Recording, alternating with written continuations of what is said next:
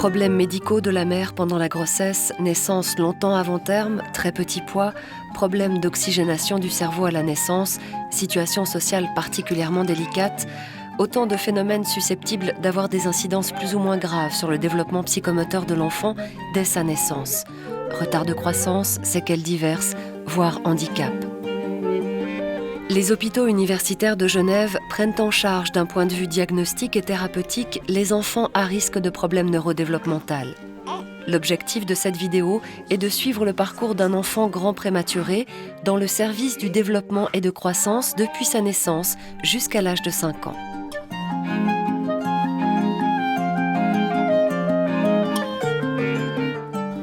Benjamin est né à 28 semaines et pesait 810 grammes.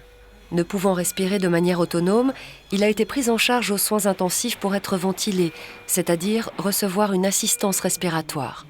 Il a ensuite été accueilli pour des soins intermédiaires au service de néonatologie. L'enfant prématuré reste en néonatologie jusqu'à sa sortie de l'incubateur. Ensuite, selon les cas, il peut demeurer dans ce service ou être transféré à l'unité de développement. Pour être optimal, la prise en charge d'un grand prématuré peut nécessiter le passage par des services différents, donc des lieux et un personnel soignant différent à chaque fois.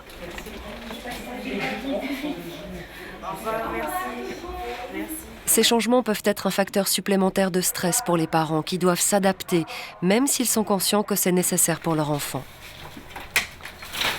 Parallèlement à la prise en charge de l'enfant, il est donc important d'offrir un soutien aux parents qui sont soumis à une série d'inquiétudes successives au cours de ce parcours particulièrement long.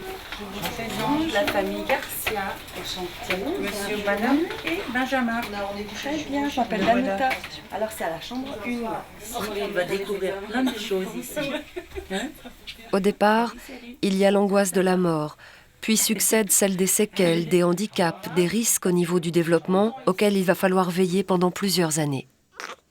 La prématurité, effectivement, est un phénomène qui est en augmentation à l'heure actuelle. Elle concerne effectivement à peu près 12% des enfants qui naissent dans les pays développés.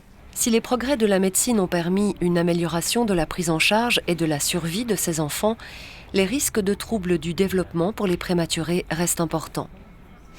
On sait aujourd'hui que plus précocement le bébé est né, plus sont les risques que ce développement cérébral ne se fasse pas comme dans le ventre de la maman, parce que c'est effectivement très difficile d'imiter tout l'apport nutritionnel, par exemple, que la maman donne à l'enfant, mais aussi d'imiter le type de stimulation que l'enfant reçoit dans le ventre de la maman. De ce fait, le suivi neurodéveloppemental de ces enfants a pris une importance considérable ces dernières années et permet une prise en charge précoce d'éventuelles difficultés du développement. Maintenant, on a aujourd'hui des méthodologies qui nous permettent effectivement d'évaluer ce développement cérébral chez le prématuré. C'est l'imagerie par la résonance magnétique. Grâce à ces techniques d'imagerie, sans irradiation et sans douleur pour les enfants, il est aujourd'hui possible d'étudier notamment le métabolisme cérébral, les volumes des différentes structures du cerveau et leurs interconnexions. Toute l'équipe du professeur Huppy est investie dans la recherche. À ce titre, les patients et leurs parents peuvent aussi être invités à participer à ces études qui visent à offrir aux prématurés de demain un développement encore meilleur. Maintenant, dans une situation plus stable, l'enfant est accueilli dans l'unité de développement où il va normalement séjourner plusieurs semaines jusqu'aux environs du terme habituel d'une grossesse qui est de 40 semaines. C'est précisément au cours du 3e trimestre de la grossesse que le cerveau montre des étapes de développement importantes. Le séjour de quelques semaines dans ce service revêt donc une importance capitale. Avant de voir concrètement quels sont les soins qui vont être apportés à l'enfant pendant son séjour, un petit rappel scientifique sur les étapes de développement du cerveau. Le cerveau dans le 3e trimestre de la grossesse ou pour le prématuré pendant notre séjour dans les différentes unités fait une énorme croissance. Par exemple, entre 28 semaines et 40 semaines, le volume du cerveau va se quadrupler. Et c'est pendant cette période où ce cerveau, qui a une structure comme une balle lisse, va devenir ce cerveau qu'on connaît effectivement avec les sillons et les circonvolutions qui sont présentes tous à 40 semaines. Tous vont se développer entre 24 et 40 semaines.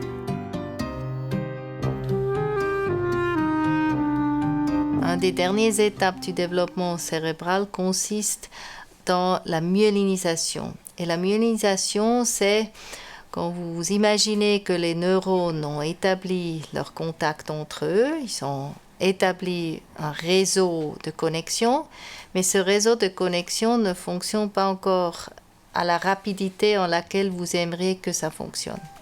Donc, il vous faut un isolement de ce câblage entre les neurones et c'est exactement ça que la myéline fait. La myéline, c'est une substance qui permet que la transmission des informations se font rapidement entre deux neurones. Nos unités sont visées à soutenir ce développement de manière optimale avec des stimulations appropriées pour l'enfant. Donc, on amène les stimulations ensemble avec les parents qui sont très fortement impliqués dans cet soin du développement, comme on appelle ça, pour optimaliser ces étapes du développement cérébral.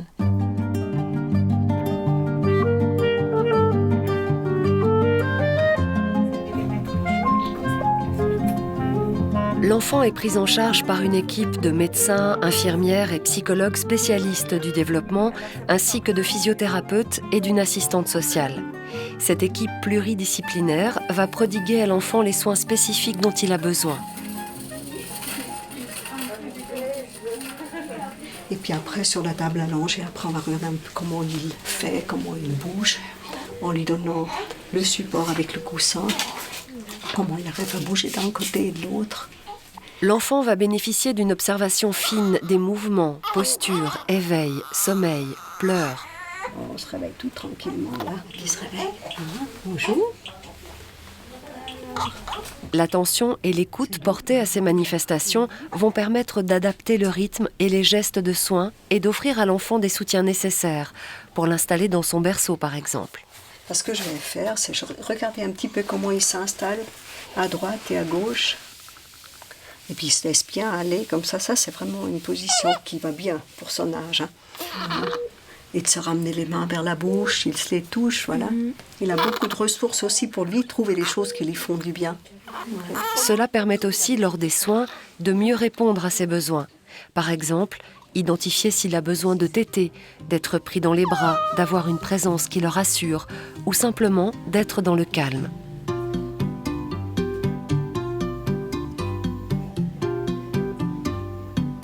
Il faut repérer ce qui déstabilise l'enfant, ou encore le moment où il a besoin de contact humain.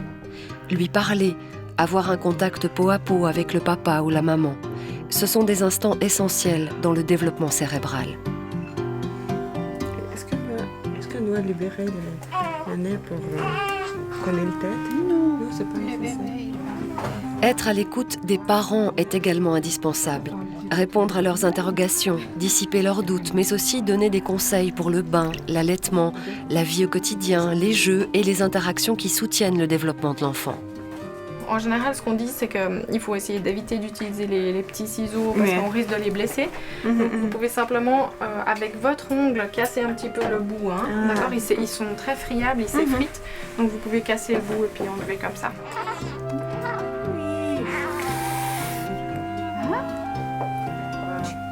Le retour à domicile est également un moment qui se prépare tout au long de l'hospitalisation. La maman a la possibilité de passer la dernière nuit dans le service avec l'enfant pour faire comme à la maison.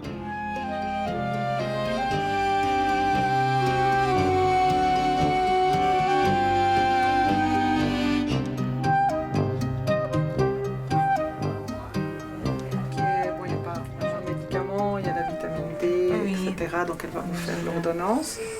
Tout s'est bien passé, ils sortent, ils ont un bon poids, ils ont un bon âge. Très bien. Et la doctoresse fera l'examen de sortie.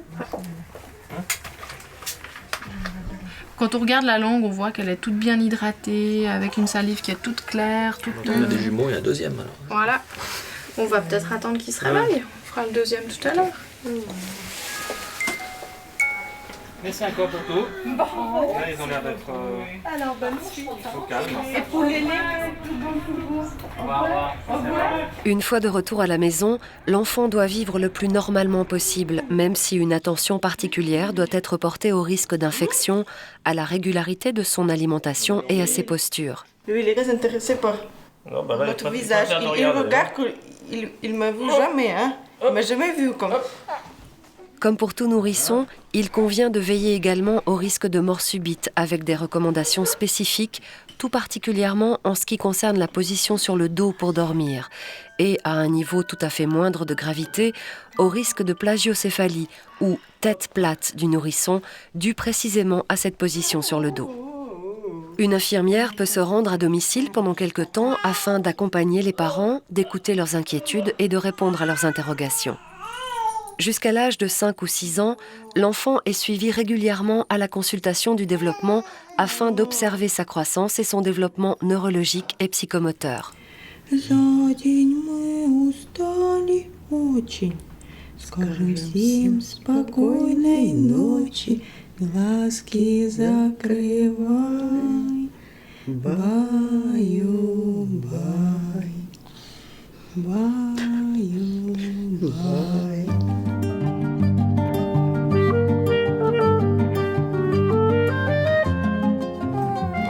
Des consultations d'environ 1h30 sont organisées aux âges clés du développement de l'enfant, à 3, 6, 12 et 18 mois, puis à 2, 3 et 5 ans. Nous allons plus particulièrement suivre 3 consultations essentielles, 6 mois, 2 ans et 5 ans. Au-delà des objectifs de surveillance et de dépistage d'éventuelles difficultés, ces consultations ont aussi pour mission d'écouter, d'accompagner les parents et de leur apporter constamment des conseils sur tous les aspects du développement. À 6 mois, on va notamment évaluer les premières conduites exploratoires, la qualité d'éveil et les fonctions motrices. Un certain nombre de questions vont être posées aux parents pour évaluer les acquisitions de l'enfant et les aspects psychofonctionnels, comme par exemple le sommeil et l'alimentation. Est-ce qu'elle commence aussi à avoir des gestes communicatifs pour exprimer un petit peu ce qu'elles veulent, par exemple un biberon dont elles n'ont plus envie, elles le poussent comme ça ou avec... Un examen du développement psychomoteur est ensuite effectué. Ça les amuse, ça les fait régaler. Hein. Ces consultations permettent de déceler de manière précoce d'éventuels dysfonctionnements qui ne seraient pas apparus à ce stade et permettent donc d'intervenir suffisamment tôt pour prévenir les problèmes. Intervention de physiothérapie, par exemple, pour améliorer le tonus et favoriser les futures acquisitions. Sur la base d'une synthèse de ces examens, un compte-rendu est fait aux parents avec des propositions éventuelles de soins à entreprendre et, si nécessaire, une mise en contact avec le réseau de prise en charge externe. Dans les tests qu'on a faits, il y a des scores et tout, elles sont tout à fait normales toutes les deux. On s'était posé la question de lui mettre un petit peu de physiothérapie ou pas, mais je crois que pas pour l'instant, on va voir un petit peu l'évolution. Elles grandissent bien, elles se développent bien, donc pas d'inquiétude à avoir. D'accord. À 2 ans, la consultation est essentielle pour l'évaluation du langage et des principes de compétences cognitives plus élaborés. C'est quoi ça? C'est le chien? La compréhension des consignes ou l'aptitude à se concentrer, à persévérer ou à encastrer, par exemple. Merci. Attends. Très bien. La marche et l'équilibre sont également évalués. En t'appuyant sur le mur. Bravo.